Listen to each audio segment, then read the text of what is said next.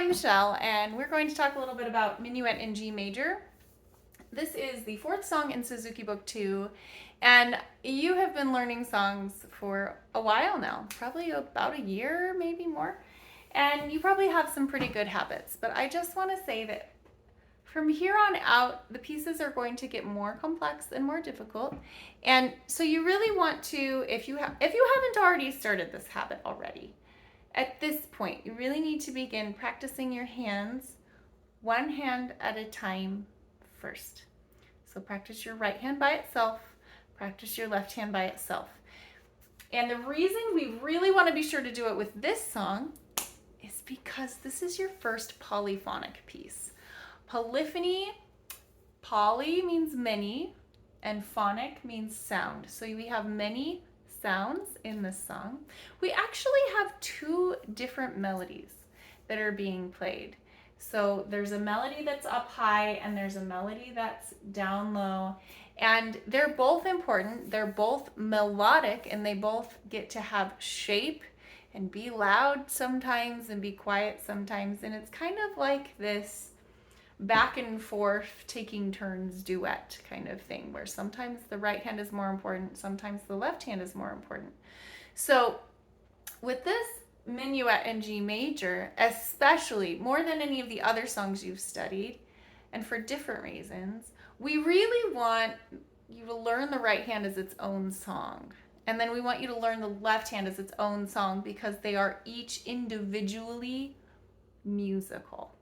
And then when you put them together, it will feel more like you're playing like two songs that fit together like a puzzle, but they'll each have their own quality and musicality. So they kind of weave together, and you'll be able to catch that. You'll be able to feel that because you've already found the beauty in each of the hands. So for this particular song, that is why we want to learn hands separately. But generally, as a practice, once you're getting into more advanced music like we have in Book Two, it is just easier to be perfect in your fingering, your notes, your articulation, your dynamics, all of the different little elements and things that you need to learn. It's a lot easier to get that right from the beginning if you have less to focus on. So one hand at a time will allow you to be a better musician and to play it more accurately. If you learn it accurately from the beginning, then when you put it together, it's going to build into a really much higher level of playing. So I really encourage you to practice one hand at a time. Right. Do you want to hear what the right hand sounds like by itself? I'm going to play a little bit, and then I'll stop and explain a few things, and then I'll play a little bit more.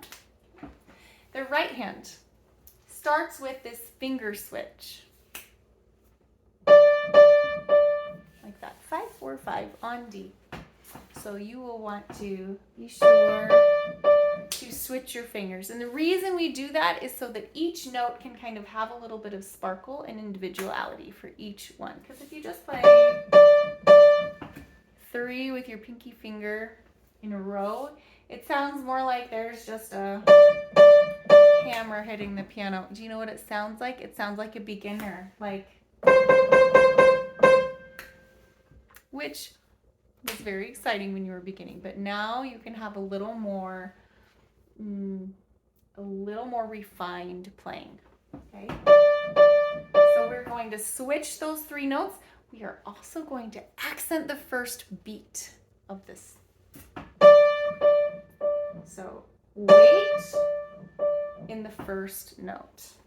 Okay, you want to try that? So lift your hand up, like actually lift it up so it's high up in the air, maybe about 15 inches higher than the piano. And then after it's up there, try and relax it and then let it fall down. Did you hear how loud that was when it just fell down? I just dropped my arm. We actually want to do that. We want to drop your arm onto that first note. So lift it up. See if you can hit just the D. Ooh. Did you hear how much louder that first note was because we dropped into it? We call that arm weight, and it's so much fun to just fall onto the piano and learn how to control that a little bit. So, whoa, I just talked about the first 3 notes for a while. Let's keep going.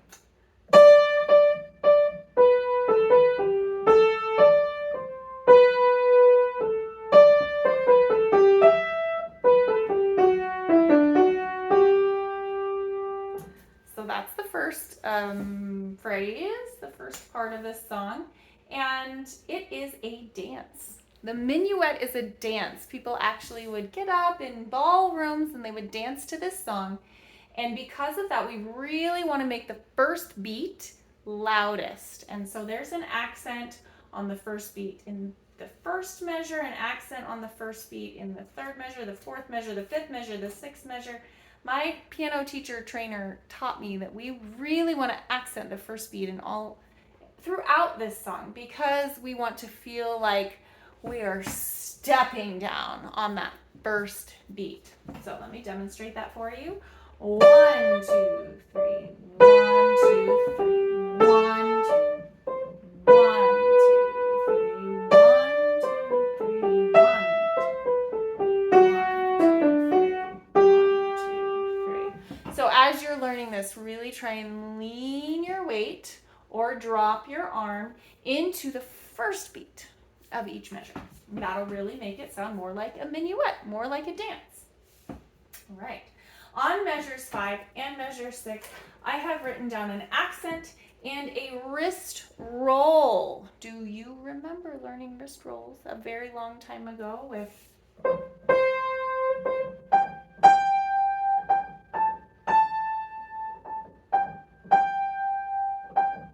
So you're going to accent this and drop into it. So drop your arm down, roll your wrist forward. Okay, so roll, roll.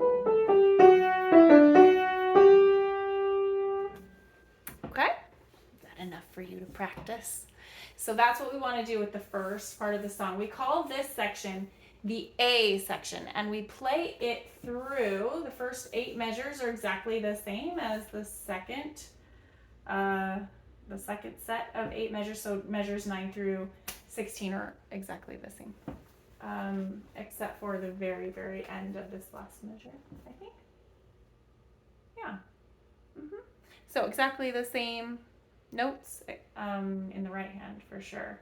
There's one little ditty in the left hand that's different in this measure as opposed to that measure. All right, left hand by itself. Are you ready?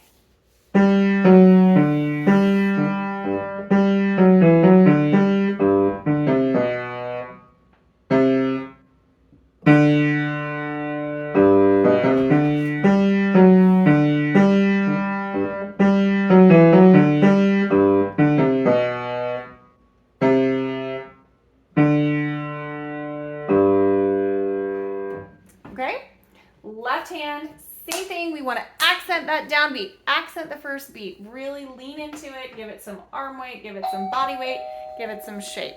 Okay, so learn your hands separately.